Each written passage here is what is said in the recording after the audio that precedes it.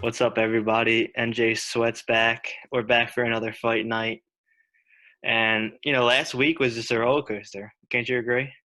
Yeah, Uh, I can't I agree. mean, I got murked in the undercard, and Mm. then I did a complete 180 since that main card hit. I hit every single main card fight. Yeah, And my big one was Figueroa, as I mentioned in the video. But my big loser in the undercard was Irish Joe Duffy. And that was sadly, he tough. retired after that fight. Yeah, I mean, he, she should. That was bad. That was very bad. Anytime he got guillotine, right? Yeah, I hate especially. when these UFC fighters are getting guillotined from guard. Yeah, It hap- makes me cringe. yeah, it's a little low level stuff that you shouldn't get caught He like was that. just not ready for that fight, and the odds makers just keep making him a giant favorite, and nobody knows why. Yeah, well, he's always been a guy with huge potential, and then now he just never came to fruition, I guess, for the UFC or any fight organization. But you want to talk about submissions? Fucking Kelvin came out, pressured him, That hit, was crazy. hit that toss, and then he gets caught in a heel hook. How about that woman fight, the fight before Lipsky? Oh, amazing. That was sick. That was crazy. That fucking knee bar, she didn't even look like she felt that calf slicer. It was calf slicer into a knee bar. Yeah. Oh my god. She looked like she was unaffected, and then she just fucking pops her knee out, sends her screaming. That's fun. That's the kind of jiu-jitsu we like to see, not these fucking these bullshit heel hooks. That was, Mhm. We've really been rolling it. Really been rolling since UFC 251, and we got some fighters tonight for yeah, Saturday. yeah. I'm excited about this one. It's an interesting card, big card. Big card, a lot of research, 15 fighters. But Yeah, as you guys know, we're both going to give you three of our picks, our fight picks, one parlay each, and then we're going to give you an underdog. And my underdog, it wasn't even close last card. Unanimous decision. Unanimous decision. You guys could go back and watch that. But Joey, start us off. yeah. Who your dog was? You Um, know who my dog was versus Mark Dusecki? oh, Fiziev. Yeah, he looked Yeah. sick too. That was He was awesome. amazing. He looked like the Matrix. Yeah, we're talking about underdogs. Brett Johns with that fucking dude. Oh, Any dog I picked would have hit. Fucking Joel Alvarez, Brett Johns, whatever. I can't miss right now. Um, the going off of that, I'll start us off here. I got. I'll go in order of. I tend to go in order of the fight card the way I like it. So, third fight of the night, got a girl fight. I love this pick. I hit this pick when she was minus 130. I believe she's at minus 168 right now on FanDuel. Uh, Pani Kianzad. And there's a million reasons why I love this pick. Starters, she is fighting Betch Kohea. Betch Kohea is 38, 37. And she's fighting 28-year-old Penny Kianzad.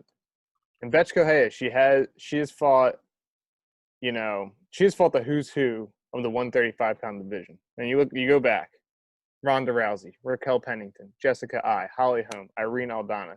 She's fought everyone, but she's 37. She's getting up there in age, and she doesn't have the cleanest striking in the world. And she's a pressure fighter, and she kind of relies on the respect of her ground game that other fighters give her. But Pani Kianzad is a slick boxer. She's got some pop in her shots, and this is a little insight here. She trains in Sweden. Sweden hasn't really been affected by COVID-19 well, why is that? because they listen. No, because they had no fucking lockdown. They're just fucking willy waggling. Because no one got it. So Listen, Nova Scotia, no, okay, Scandinavia. we're not going into COVID debates right now. But continue. No, but she's full on training right now, and I kind of worry about her getting taken down. But I watched her interviews, and she says she works on her wrestling. She's doing two training sessions a day. I believe they were supposed to fight before COVID hit, before the whole thing hit, but that got canceled and got rescheduled. And I just think her boxing is going to be too much for Betch. Um, maybe the, the the climax of this fight will be if Betch takes her down, and we'll see how Pandy does.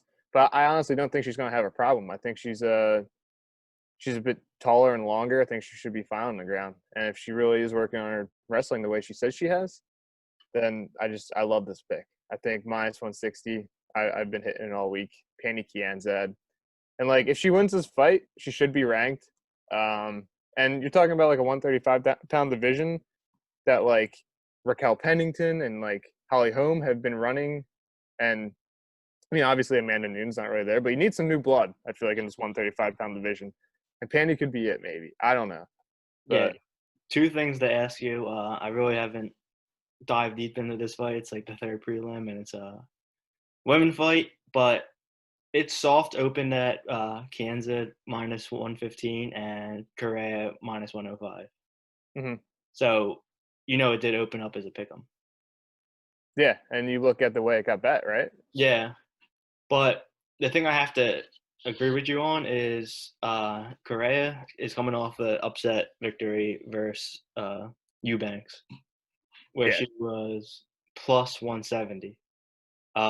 She won in, I think, a split decision, and I think you're in the right spot fading her after an upset victory. Yeah. Yeah. Why not? Fucking Sweden, dude. Why not? Okay, so my first fight, we talked about it earlier in the before the video. It happens to be a fight you're keen in on. Hmm. Um, Gazmarod Antigulov, Yeah, uh, I'll go right along with you here. plus 115, and he is versing Paul Craig. Hmm. So this is probably going to be an exciting fight, I think. Two, are they heavyweights or light heavyweights? I I think they're believe light. they're light heavy. So Yeah. two light heavyweights. These guys really don't have the cardio. I think, and especially Antigulov. If Antigulov lasts past the first round, he only lasts past the first round once in his career. Oh If you wow. let if you let last past the first round, you'll probably will lose. But he's gonna be a guy that just goes all out for a knockout right away. And he's versing sloppy ass Paul Craig. I Yes. mean, Paul Craig is just like very, I guess you could say, The Bear Jew. yeah, he's not technical at all with his striking. Nah. He's not fast. He's not creative. Um, he's a guy that you could really take down. And He kind of welcomes it too. yeah, I mean, Paul Craig, he was beating up Shogun Rua last fight pretty bad. I mean, and then he just got like Durgan's beaten 30. up in this third round, and Rua made like a complete comeback and it ended up in a draw. Yeah. But Craig was plus 205 in that, and he ended up in a draw. And I don't think he should be a favorite here, honestly. I mean, he opened up as a dog, to be honest. Yeah. What did he open up as? He opened up Plus 105. plus 105. Yeah. No, I agree with you here. He's my second pick, Ghazi Murad as well. Yeah, like you kind of hit it on the head. Like his striking is nothing special. He doesn't really have that much pop in his strikes. He's never impressed me with his striking. If anything, he allows himself to get pressured, which Ghazi Murad wants to do. And he Mhm. allows himself to get backed up against the cage. He has some slick submission skills, but like you look at Ghazi Murad, guys from Russia.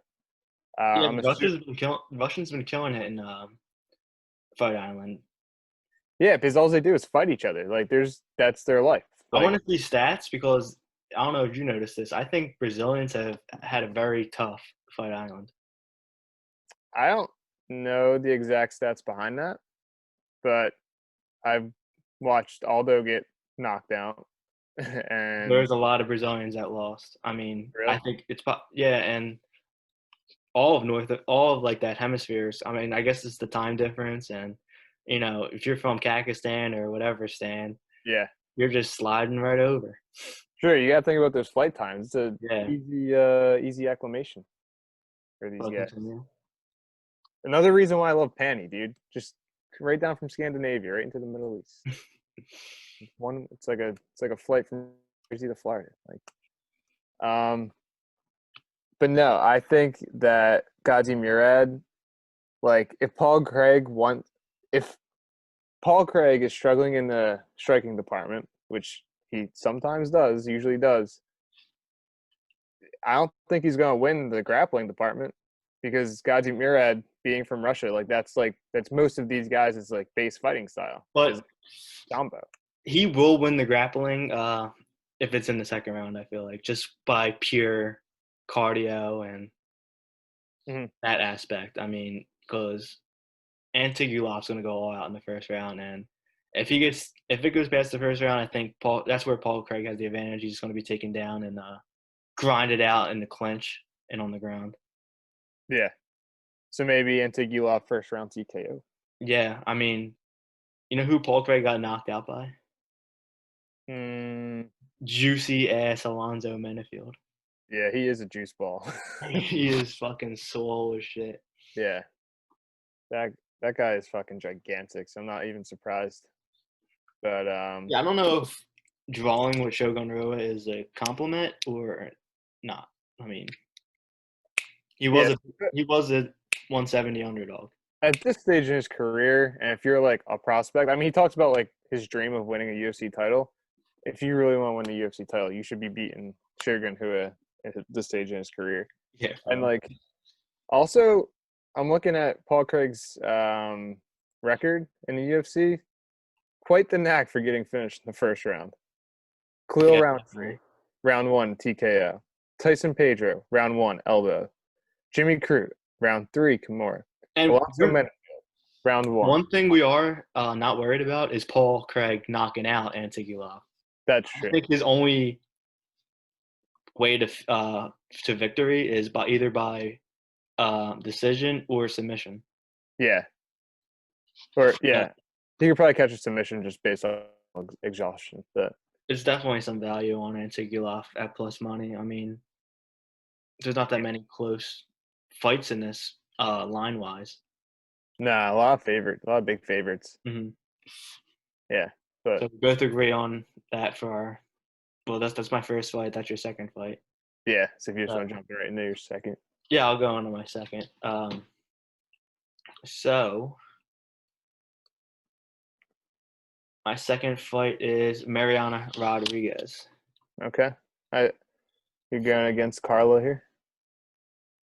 I know you've had her in the Yeah, past. I mean, I was big on Carla versus Michelle Watterson. I mean, Mm, she eked out a victory, but I really just didn't see anything that was like, I'm gonna follow this girl's career and see yeah, who fights next and maybe take her. I mean, she won a split decision. Watterson really just didn't. She do just it. didn't throw anything. Yeah, I Yeah, mean, the thing about Carla is she's pretty good boxer, but she's not like that. She'll throw boxing combinations, but she doesn't attack off them. And then she'll take you to the ground, but she doesn't like attack off that. Like she'll rack up some points, but she won't like add on to that to really yeah, hurt you. yeah. It's almost like she's too disciplined in there. Hmm. And I think Rodriguez is probably the more risky person to bet on, but she's definitely the better fighter at this point right now. Uh, Yeah, she's actually older than Carla. really. Yeah, I mean Carla looks like she's 50, but Yeah, 33. I did not know she was 33. Mary, but 33, 32. Wow. I could never have guessed Carla's age.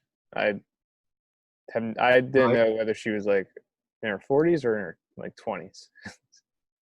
But yeah, I like Marina here too.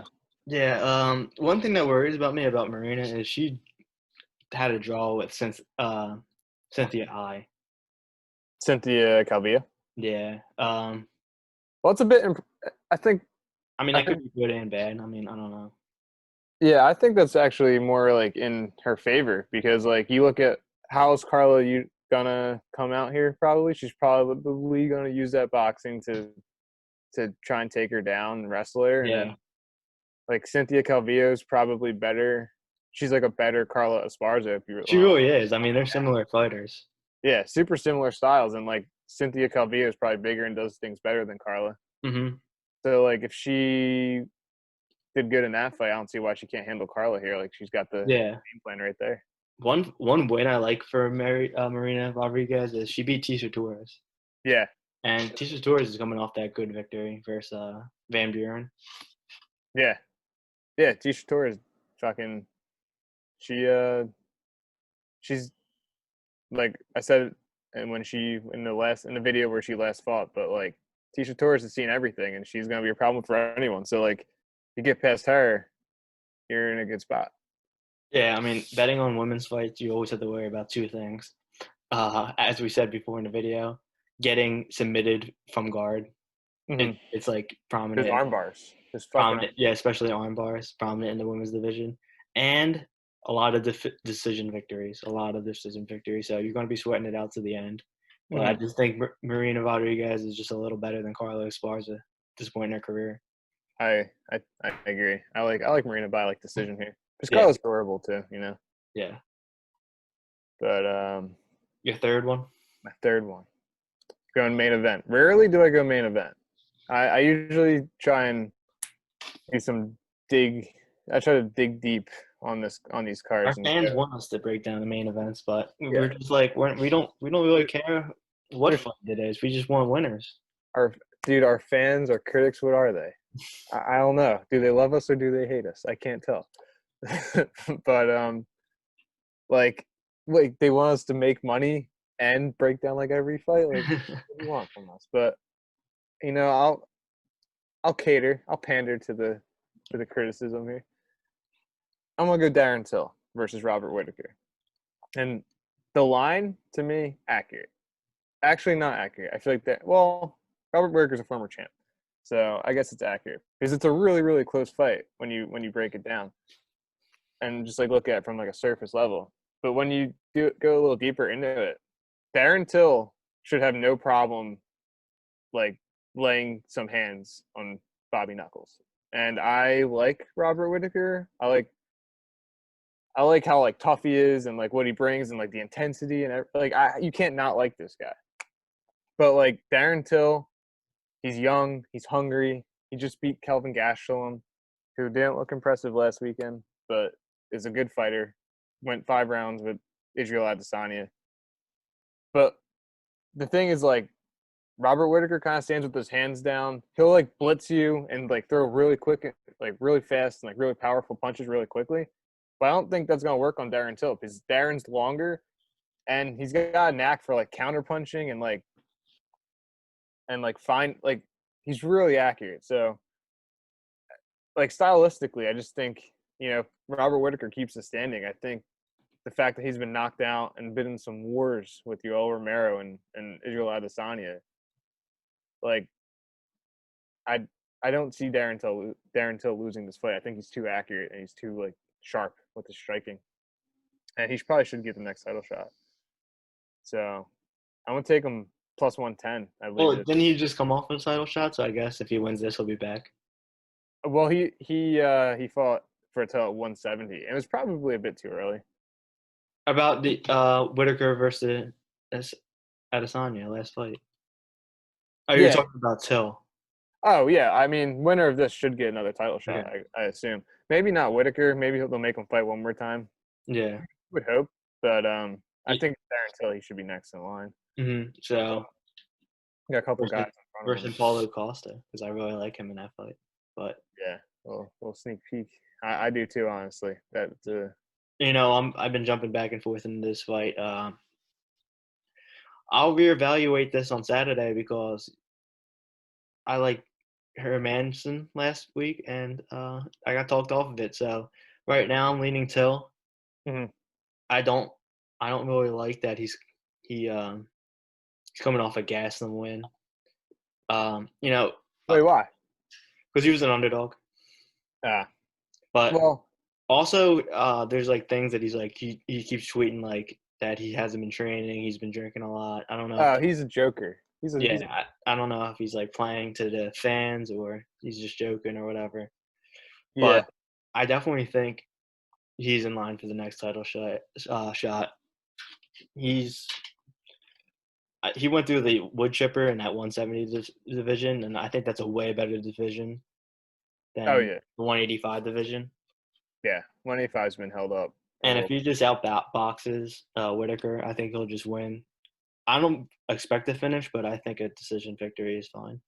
I tend to disagree. I think if he catches what the hell's going on? I think if he catches him clean, I can see Whittaker dropping here. Like I can see Darren Till catch him with a few and Mhm. drop and maybe knock out. But like that Calvin Gastelum fight, that was his first fight middleweight, so maybe that would explain why it's a why he was an underdog. But also like because you mentioned him on social media, like all of like Robert Whittaker's interviews, I'm not hating, and like I know what he's saying, but like every time he loses or like has like a long layoff, he's always like the spark is back, the spark is back. I've heard him say it like 8 times. It's like how many times are you gonna light that spark until it's like out of lighter fluid? Like he just keeps saying it. And I'm like at some point, like it just I feel like it gets old, and like I might not even be saying anything like meaningful here, but I just feel like this is Darren Till's like fight to win. Yeah, time to Honestly, shine, rise up yeah, to the belt. yeah. Fight Island, last fight on Fight Island for the Yeah, schedule. because I don't think people really know Darren Till right now as a name.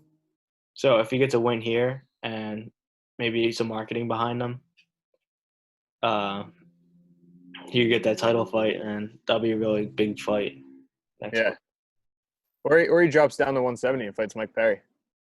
Why would he do that? That's if he loses. They got beef. That's if he loses. I don't think he wants to fight Mike Perry. No, Mike Perry called him out. Remember?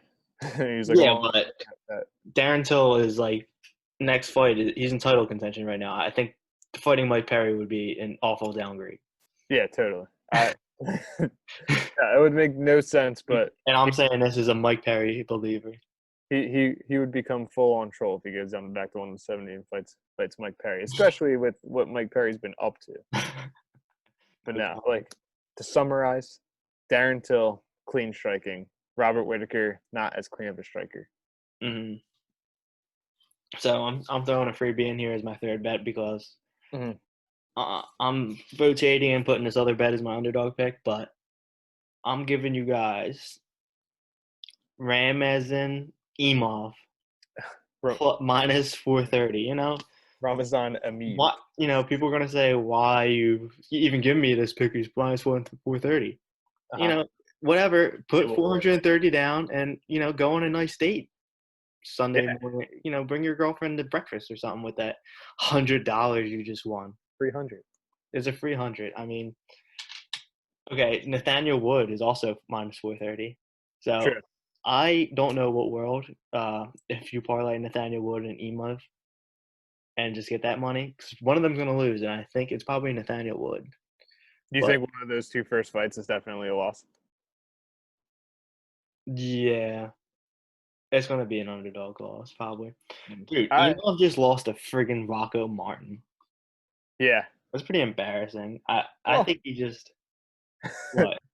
Rocco Martin's not that bad. He's not that He's good. plus Neil Magny. Magny's good. Yeah, but Rocco Martin's not that good. But okay, anyway, to my point, you lost to Rocco Martin, and then you're like minus 460, Yeah. It's and very interesting. he's probably just gonna grind out Nicholas Stoltz and just get a decision victory pretty easily. Yeah, I agree. This is Stoltz's first fight. In over a year. Yeah, this is his first UFC fight, right? Yeah, short notice too. Yeah. He may have been in the UFC a while. What is he like? He has. I didn't realize how long he's been in the UFC. I think he's 4-3.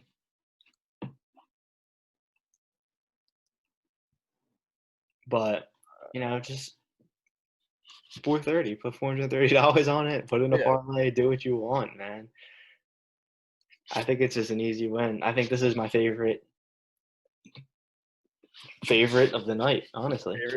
Favorite. Because, Kazmat Chimev would be my favorite, but he's minus 1,200 now, and I just don't feel comfortable. 1,200. I'm a psycho. I'll put 400 to win 100, but I won't put 1,200. I won't put 1,200 to win 100. That's true. that's a risky bet. Well, yeah, but no, I like Ramazan here too because just to elaborate a little bit, obviously has the rest being from Russia. Russians are looking great. He trains with Gazi Murad, by the way. He's a global M1 global middleweight champion. Yeah, which means something. But Guess where he he went to college? where? Dagestan State University. Okay, that's just it. That's just end the it's, Sambo 101. Yeah, this guy's just gonna fucking take this Nicholas Stoltz down and just grind him. Yeah, hopefully. But And I think he can strike with him too, considering like he has fought in M1 and whatnot. Like Stoltz is definitely a striker. And Ramazan, like I watched that Anthony Rocco fight, like nice. He's got a really like slick jab to him. So like it's gonna be hard for like Stoltz to get in there and do whatever he wants. So I love this pick. break down your parlay for us. Break down the parlay. Yeah. All right. This is a big parlay card. I think there's a lot there's a lot of different combinations you can do to win some money. That's how I'm definitely going to approach this card. But the one I like the best, that I think is like the most secure, is Ramazan Amiv, like previously stated. I love Gustafson in this one, minus 350, and then I threw Nicholas Dalby in there versus who is he fighting? Nicholas Dalby is fighting Jesse Ronson, who has been in and out of the UFC, fought for PFL, whatever. He's not going to win this fight, I don't think. Nicholas Dalby, being from Denmark and whatnot, probably better striker. Maybe equal on the ground game, but Jesse Ronson is more of a striker. But anyway, throw those three: Ramazan, Gustafson, Dalby, plus 111. Yeah. I'm getting a little risky in my parlay. I just switched it up real quick. Okay. I mean, risky to some and not risky to others. Mm-hmm. But the first, because you're gonna laugh at the first fight. Okay. Chimaev, Kazmat. I expected nothing less. This guy's my boy. I had like $90 million on him last fight, where he had 128 strikes to 2. He's fighting at 170. He's versing a string bean. He's just gonna beat him up. He's gonna beat him up pillar to post. Razman Emiv, we just talked about him. I really like him. Probably the safest favorite. And then a little specialty. Okay. Antonio Nogueira. Wow. Yeah, I think. You're throwing the dog in there? Yeah. This guy's 44. He is 44. I think like this guy just looks like a grandpa. I mean, there's nothing yeah, because he's 44. He's been fighting his entire life. They fought twice already. This is walking to the sunset fight, and I think Rua is not ready to walk away, so he might just get beat up here and have another walk into the sunset fight. And yeah, Nogueira knocks him out, and he was in the Expendables. Who? Antonio Nogueira. No, I didn't, but it doesn't surprise me now that you say it. Yeah. This is not going to be an exciting fight, but I totally disagree. I think this is going to be like old-fashioned, like fucking. They're just throwing. Some of them they're going to drop each other like 8 times. One of them just won't get up anymore. Dude, Nogueira's last fight, Ryan Spann punched him into the fucking stratosphere. Yeah, I think, dude, like this. I think there's no way this isn't exciting because I think they're just going to fucking try and. There's reverse line movement on Nogueira. It opened up at minus 300 ROA, and it is only minus 156. Well, you talk about a comeback. Like, Nogueira is 0-2 his career versus Antonio. I mean, or no, Antonio's 0-2 to Yeah, this is the Mauricio. perfect time to get this win, man. If there's ever been a time, this is it. Where are the dogs coming in the main card? Can we talk about that for a second? I have no idea. I have no idea. Because I like Rodriguez, you like Gustafson, you like. I guess I'm not counting Till as an underdog, really. Cause Nah, that's, he's not like a true underdog. yeah. I I wouldn't guess be surprised if the public. Antigulov is a small underdog. Yeah, but like once again, is he like a true underdog? Like, Yeah, because it opened up as he was actually the favorite. So, yeah. and I don't know. The books might need to Whittaker. I feel like everyone's gonna have Kamzat, but at the same time, They don't care. yeah, They booked him at 1,200. They don't care if he wins or he don't. I mean, a loss would be amazing, but they don't care if he wins. yeah. I could see like, I guess this isn't the main card anymore, but like Jay Herbert could be an upset. Yeah. So, what is your official upset? Dog time. Oh, my official upset. Forgot about that. My official upset is going to be Mike Grundy versus Mob. I'm going against the Russians here. Usually I pick them, but I'm going against the Russians. Not Mobsar Evloev will lose to Mike Grundy, I think. I hope. Mobsar is undefeated, 12-0. I like fading undefeated guys. Yeah. He had a formerly canceled bout with Mike Grundy in 2019, in August of 2019. Nothing to do with COVID. That was way back before all this happened. But a lot of canceled bouts. Trains at Tiger Muay Thai, who, we've seen a lot of Tiger Muay Thai guys lately, and they've been killing it. But, he's a wrestler, Mobsar. He is a wrestler. He's a grappler, being from Russia. So is Grundy, though. That's exactly it. Mike Grundy, like Dan Hardy said about Mike Grundy, he's like, I've never been blown away by someone's wrestling the way I was with Mike Grundy. Like, Mike Grundy is a really good wrestler, and he showed it against Nad Narimani, who we saw last weekend get tossed around a little bit. But Mike Grundy's also, like, you watch that Nad Narimani fight, like, Narimani's kind of got the same striking style as Mobsar, I feel like. They both kind of just throw and, like, try to bring you into a brawl. But Mike Grundy was very, like, slick with his punches. He, like, timed everything perfectly. Like, throwing punches off of the scrambles with against Nad Narimani. And I think if he can kind of just keep all that, what he did against Nad, it'll probably be much harder against Mobsar. Mm-hmm. But it's going to be hard to finish him, too, I bet. But if he can just, like, kind of keep all that, what he did against Nad, I don't see why he can't win this fight. I think Nad and Mobsar are very similar. Mobsar is probably just a bit better in every aspect. But yeah, I like Mike Grundy here. I like him.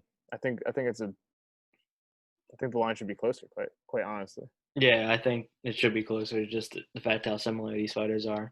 I think this is a pass situation for me. I really don't want to bet Mosar at this line 2-1 favorite.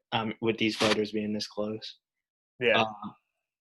I think Mozart will probably win in decision. Yeah.